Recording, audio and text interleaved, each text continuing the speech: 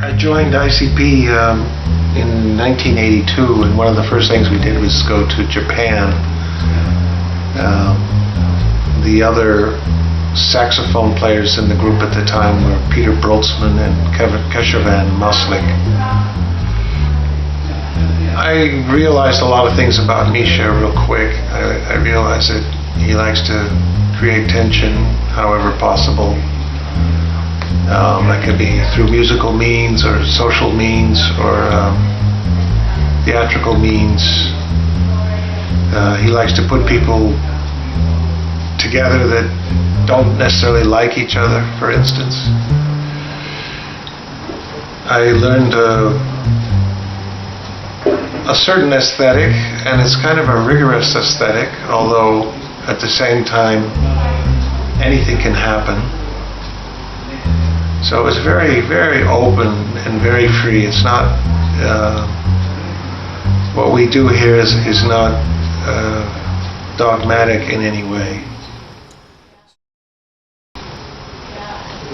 So it's actually interesting to because we still play as a group, then to test this material, what is really like, well, this is a bit outdated or it's not outdated.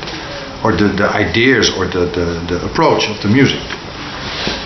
That would be especially about the founders, Misha and Han, because they are, in the 60s, they had their thing, I suppose. I'm listening to old stuff, what they did in the Misha Mengelberg quartet with the late Piet Noordijk as an alto player. Man, that's incredible.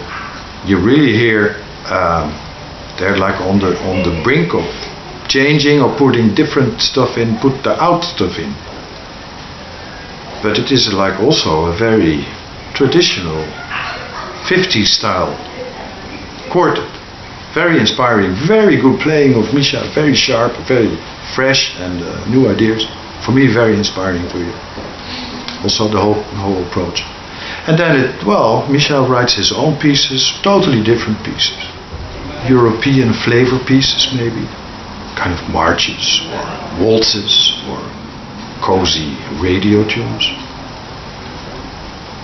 Well, and there's actually, I must admit, with great pleasure and without any reluctance, he writes beautiful music and a beautiful arrangement. So, and I never forget, like one of the first concerts we had. I had to go by train from Groningen, which is like in the north of the Netherlands, to Amsterdam, and then I should meet Misha at his house, and Misha was one of the drivers of one of the cars, because there were 10 members in the group, and there were some cars going to Tilburg. So I was scheduled being in Misha's car with, I remember, Larry Fishkind and Kessie van Maslak. So the three of us, we gathered there at his house, at the steps of his house, and I was first, and I rang the bell, no answer. I thought, oh yeah, maybe Misha's out, or yeah, he will be back in a couple of minutes. Now, in the meantime, Larry was coming with his big tuba and Keshavan, and they said, oh yeah, Misha is he's always very lazy, blah blah blah. Let's ring the bell again. Brrr, we ring the bell, nothing. No, and we thought, like, yeah, what can we do? Wait, just wait. No, like, and then like 15 minutes later, we thought, like, no, he should be back now. Like, I was already waiting an hour, something like that, outside. No Misha. So we tried to ring the bell again, and then the door opened. Misha, he was in his house. He said, yeah, oh yeah, sorry, yeah, I just woke up. And it was like 5 o'clock in the afternoon. At that time I didn't realize that his day and night rhythm was completely swapped. Like, you know, he lived from 4 or 5 in the afternoon till the next day in the early mornings. But it was a kind of weird, you know. We had this appointment at his house and there was no Misha. One of my first gigs, so I thought, what is this? So fine, and then Misha said he invited us in his house, like, come in, I'll make some breakfast for me. So, and he had to shower and everything, but it was like late already. I thought, like, shit, we have to go to the gig in Tilburg, which was at that time like a 2-hour drive. Like, oh, we will be certainly too late. And Misha didn't worry. He said, oh, relax. Who wants a cup of coffee? He had done his shower program. Now, that was another half an hour later. And we were thinking like, shit, what's happening? And then he said, I'm gonna make some breakfast for myself. You want also something? We said, Misha, we have to go to the gig. Okay. So finally we got on the road, and it was like just half an hour before the concert was supposed to start. You know, like, so we were sitting there in the car, and I thought like, oh, what is this? What is this? What's happening now? And suddenly on the highway I thought like, now it's about time that we start. So Misha was counting off 1, 2, 3, 4. Okay, start. Of course we were not there. So we arrived in Tilburg much too late, I think 1 or even 2 hours later than scheduled, and the room was packed. And I remember Han was like with a purple head and completely very stressed up, like, because Misha was again very too late. And the rest was of course there, drinking, and the audience was there, and they loved it. And it was like such a heavy concert. That was, I think, my 2nd or 3rd concert with ICP, and I will never forget it. And there were also like Keshevan and Sean Bergen was in the band. They were literally fighting on stage, like kicking each other. And the audience thought it was like a part of the band, or so that was my first experience with ICP in the 80s when I joined the band, and I thought like, wow, what is this? That's pretty wild. I played the piano from, I think I started in 38.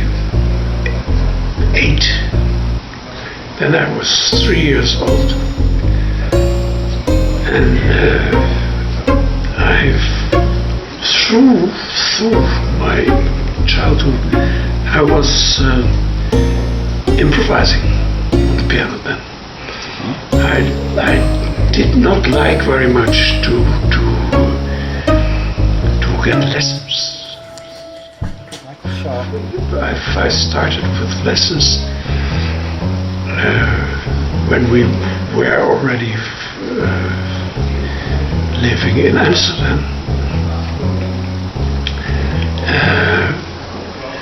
and I did not like the idea of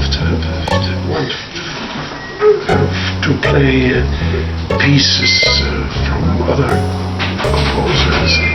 I was only interested in improvisation, and that stopped somewhere when I was 15 years later going to lessons, piano lessons, because it was I told people, piano was my first thing to be interested in.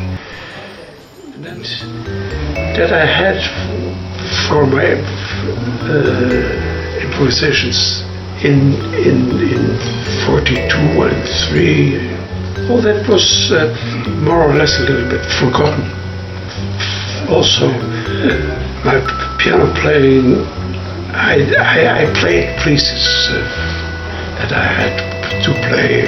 That piece from Bach, you should now play for us. You have had choice to play piano, so play the piano. Then I had only interest in playing jazz music. So I didn't play Bach or Mozart or whatever, what composer. I played Mengelberg plays the piano.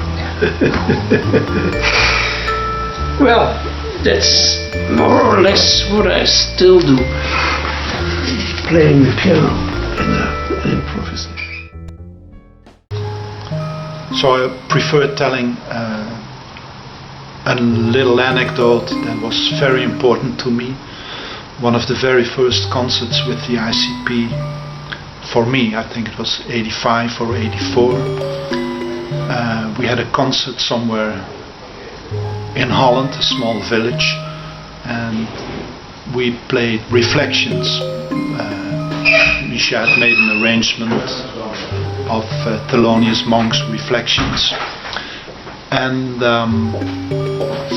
he asked me to play a solo, and I played a solo following the chord structure. And afterwards he comes to me and says, listen, you don't have to play it that way. And I didn't understand what he was saying. He said, no, you don't have to play it that way. You can open it up, and that was a very important moment, because I started realizing that it's very important to tell your own story, whatever the situation is. And at that time I thought, well, I play a traditional piece that has a chord structure. Let's play sticking to the chord structure. And when I played an open piece, I would play differently. And that made me aware that it's possible to play freely within a certain structure. And that helped me a lot, and I was able to develop my own voice. The first tour I went on with ICP was quite exciting for me, of course, because it was the group that I wanted to play with the most. Anyway, we're on stage and this was in Le Mans, France, festival there, and I'm standing next to Misha, so I generally make sure that he's got his set list going and he's got that he knows what's going on. So we were going to play a piece of his called Waar bleef je? So I get my music ready and set it up, and then I goes, hey Misha, waar bleef je? And he says, Art Blakey? And that happens a lot with him, where he hears a word and makes something else completely for that. So it's the standing joke. So when we play Waar bleef je, we say Art Blakey, and then he'll say Waar bleef je?